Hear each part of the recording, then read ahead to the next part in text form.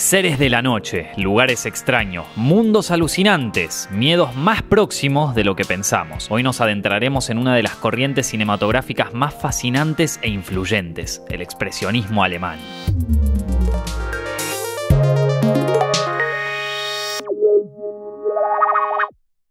Para empezar, ¿qué entendemos por expresionismo? Se trata de un movimiento cultural nacido en Alemania a principios del siglo XX. Comenzó en el terreno de la pintura, con El grito de Edvard Munch de 1893 como principal antecedente. Los artistas que adherían a esta vanguardia, como Oskar Kokoschka, se oponían al impresionismo, por entonces muy fuerte en Europa, y abrazaban una visión más subjetiva que le permitiera transmitir la desesperación, la angustia, el miedo y la locura. De ahí que estos trabajos manifiestan una preocupación por el costado más lúgubre de la condición humana. Estos conceptos eran representados en los lienzos mediante formas asimétricas, colores específicos y sombras alargadas que respondían al punto de vista de personajes torturados. En el expresionismo, la subjetividad manda, una corriente que tiene sus raíces dentro de las mismas tierras alemanas por el lado del romanticismo que privilegiaba los sentimientos por sobre la razón. De las artes plásticas, el expresionismo se extendió a la música, la literatura, la arquitectura, la danza y la fotografía. Era cuestión de tiempo para que el cine, ya considerado una nueva forma de arte, también le diera lugar. El expresionismo se gestó en una época dura para Alemania. La Primera Guerra Mundial había dejado al país en un estado calamitoso. El Kaiser Guillermo II abandonó su cargo, dejando paso a la fundación de la hoy denominada República de Weimar, que se extendió desde 1818 y 1933. Fue una época de inestabilidad permanente. La sociedad estaba deprimida y en la incertidumbre debido a las pérdidas en el frente y a los avanzados problemas económicos. El Tratado de Versalles, que puso fin al enfrentamiento entre alemanes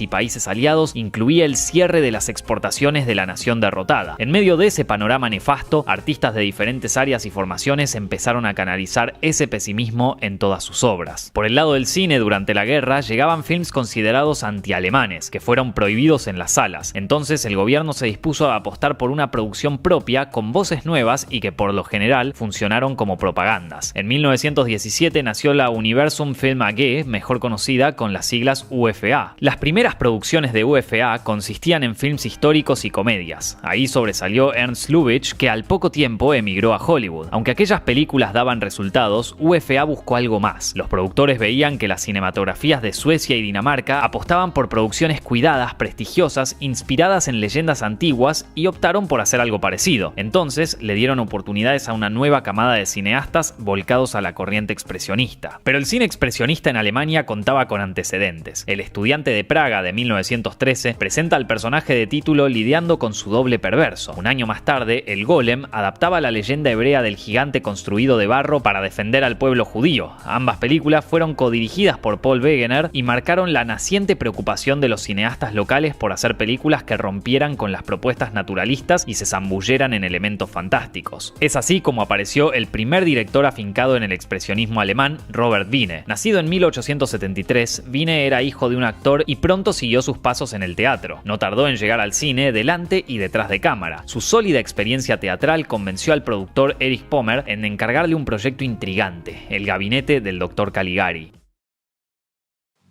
La historia del perverso Caligari y César, su ayudante sonámbulo y autor de crímenes, estaba inspirada en un hecho policial sucedido en Hamburgo. La idea de los guionistas Hans Janowitz y Karl Mayer era plasmar una metáfora de las atrocidades cometidas por el Estado alemán durante la guerra. Janowitz en especial estaba muy resentido con las autoridades de su patria, ya que había tenido que combatir. Aunque la crítica política del guión nunca se perdió, la incorporación de Wiene al proyecto convirtió al film en algo más arriesgado estética y temáticamente. Para empezar, Wiene añadió a la historia un prólogo y un epílogo en el que se da a entender que todo fue el sueño del protagonista internado en un hospital psiquiátrico. El director reforzó sus ideas a través de la puesta en escena realizada dentro de un estudio. Los decorados presentan calles y edificios torcidos, irreales, pesadillescos, en sintonía con el carácter de la historia. Los responsables de construirlos fueron Walter Riemann, Hermann Warm y Walter Röhring, integrantes de la revista berlinesa Der Sturm, fundamental para la difusión del arte expresionista. Tan poderoso sigue siendo el trabajo de los diseñadores que por lo general se les atribuye el mayor logro de la película. Otra virtud era la iluminación, mejor dicho, la no iluminación o la iluminación anticonvencional. Las luces y sombras fueron pintadas a mano, un detalle acorde con la búsqueda creativa de Wiene y los suyos, aunque también se debió a la escasez de personal eléctrico en el set.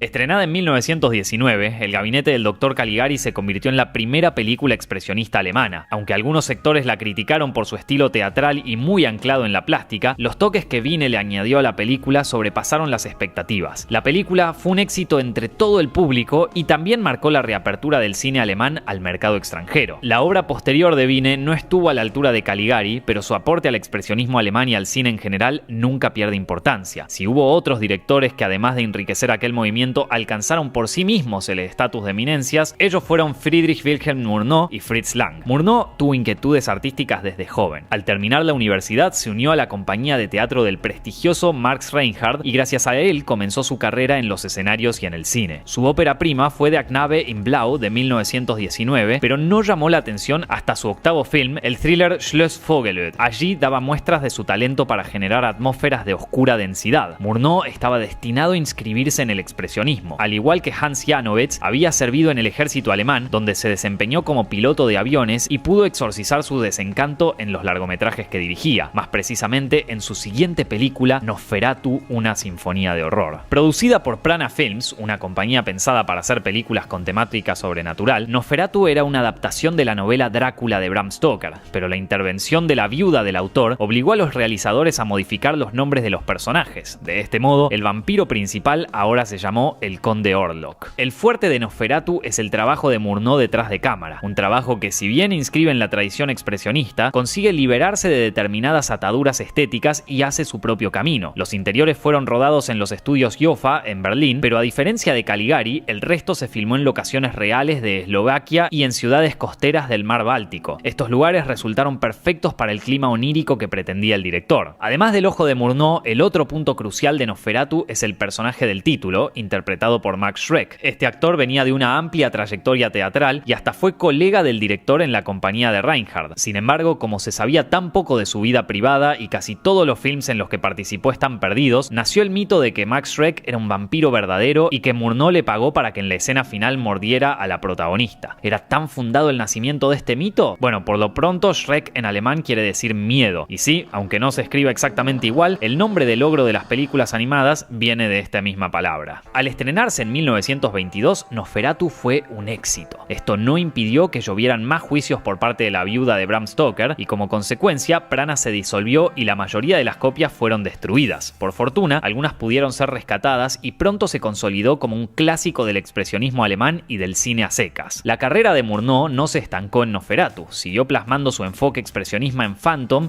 y sobre todo en Fausto. Basada en el drama de Goethe, presentaba el pacto del protagonista con Mefisto, un ser demoníaco. Aquí, el director despliega su maestría para las escenografías, la fotografía y los efectos especiales que contribuyen a la creación de momentos únicos, como cuando Mefisto parece envolver la ciudad con sus enormes alas. El otro nombre poderoso que se destacó dentro del expresionismo alemán fue Fritz Lang. Oriundo de Viena, Lang se formó como arquitecto, aunque terminó inclinándose por su verdadera pasión, la pintura. Vivió durante mucho tiempo en Francia y durante la Primera Guerra Mundial se enlistó para combatir por el Imperio Austrohúngaro. Fue herido en combate, pero dentro del hospital militar conoció al director Joe May, que le dio sus primeras oportunidades en el cine. Empezó a dirigir en 1919, pero recién 2 años más tarde, con The Amour de Todd, se sumergió en las aguas pantanosas del expresionismo. Allí narra la historia de una pareja que debe lidiar con la mismísima muerte, una película que tocaba de cerca a Lang, ya que su primera esposa se había suicidado. En Dr. Möbius der Spieler y en Los Nibelungos, Lang demostró su madurez y su capacidad para trabajar con grandes escenografías y plasmar escenas dramáticas, cualidades que convencieron a los productores de la UFA para financiar su producción más ambiciosa, Metrópolis. Esta epopeya futurista cuenta la lucha entre los obreros de una megalópolis y los poderosos que dominan los recursos, con una historia de amor en el medio, al estilo de Romeo y Julieta. Como en otros casos, esta película sobresale por su enorme potencia visual. En Metrópolis, Lang explora el territorio expresionista desde la arquitectura, con sus construcciones monumentales y el trabajo con las luces y las sombras. El ambiente opresivo del mundo subterráneo proviene de las máquinas y de los obreros, igual de fríos y maquinales. En cuanto a la ciudad, el director la modeló en base a un viaje a Nueva York, donde quedó impactado por los edificios y los contrastes con el resto de la geografía. Desde su estreno en 1927, Metrópolis representa el punto más alto del cine expresionista y es un referente para la ciencia ficción venidera, inspirando a obras como la saga de Star Wars, Blade Runner y El Quinto Elemento. La carrera de Lang siguió su curso más lejos del expresionismo, pero sin abandonarlo del todo. El mejor ejemplo es M. el vampiro de 1931. Inspirada en los crímenes de Peter Kürten, apodado el vampiro de Düsseldorf, la película tiene a Peter Lorre como un asesino de chicos. Además de los cineastas ya mencionados y consagrados, también hubo otros exponentes del expresionismo alemán. Wegener, pionero del movimiento, codirigió otra versión de El Golem estrenada en 1920. Paul Leni pasó de ser un escenógrafo a director de films. Das Faxfigurenkabinett, por ejemplo, es acerca de un museo de cera en el que cobran vida el sultán Harún al-Rashid, Iván el Terrible y Jack el Destripador. Para fines de los años 20 ya no se hacían más películas expresionistas, pero los principales artífices de este movimiento continuaron sus carreras. Al igual que Lubitsch en su momento, un buen número de técnicos y actores cruzaron el Atlántico para trabajar en Hollywood. Friedrich Murnau dirigió Amanecer en 1927, una de sus obras maestras. Lang tuvo una prolífica carrera y si bien no volvió a tener un control férreo sobre sus creaciones, pudo mostrar su destreza con la cámara y las luces en películas como La mujer del cuadro y Los sobornados. Conrad Veidt, el sonámbulo del gabinete del Dr. Caligari, participó en film del calibre de Casablanca, pero donde más se sintió el toque expresionista fue en el cine de terror. A comienzos de los años 30 y en plena Gran Depresión, la productora Universal decidió apostar por películas con monstruos basadas en novelas exitosas y en leyendas de tierras lejanas. Carl Freud, director de fotografía de Murnau y de Lang, cumplió esa tarea para el Drácula de Todd Browning. Después, Freud tuvo la oportunidad de dirigir La momia, con Boris Karloff como el vendado personaje. Y unos años antes de sus compatriotas, también bajo el ala de Universal, Paul Leni realizó El gato y el canario y El hombre que ríe. Esa sonrisa seguro les recuerda un personaje macabro, ¿verdad? Pues sí, ese plan horrible fue lo que engendró a uno de los villanos más icónicos de los cómics, el Joker. Pero volviendo al expresionismo, la mayoría de estos cineastas emigraron a Hollywood en la década del 30, en gran parte para escapar de un nuevo horror que se estaba gestando en Alemania, el nazismo. De hecho, Fritz Lang había sido tentado por Joseph Goebbels, ministro de propaganda nazi, para hacerse cargo de la UFA, pero al no comulgar con esta ideología, Lang huyó primero a Francia y después a los Estados Unidos. Atrás dejaba una obra emblemática y a Thea von Harbou, su ex esposa y co-guionista, que sí simpatizaba con Adolf Hitler.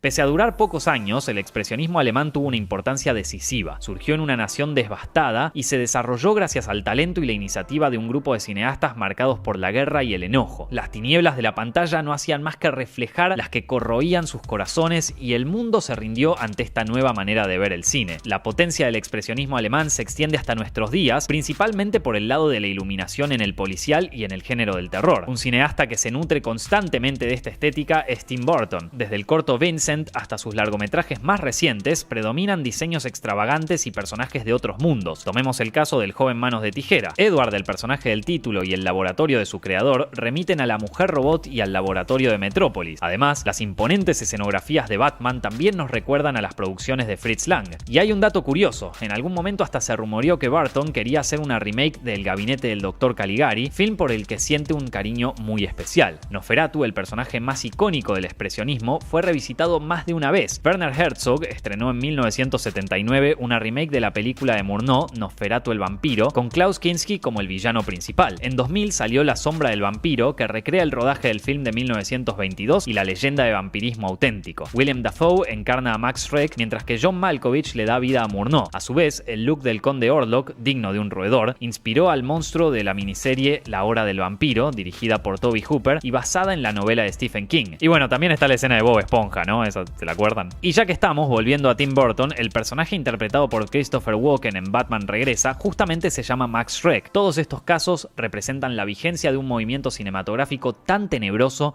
como inolvidable. Estos videos están hechos con el apoyo de nuestros queridos suscriptores de Patreon. Si quieren ver más videos así, por favor consideren apoyarnos en patreon.com/zepfilms, el link está abajo en la descripción, donde también podrán acceder a más contenido exclusivo y cosas especiales. Mi nombre es Nicolás Amelio Ortiz y nos estamos viendo la semana que viene.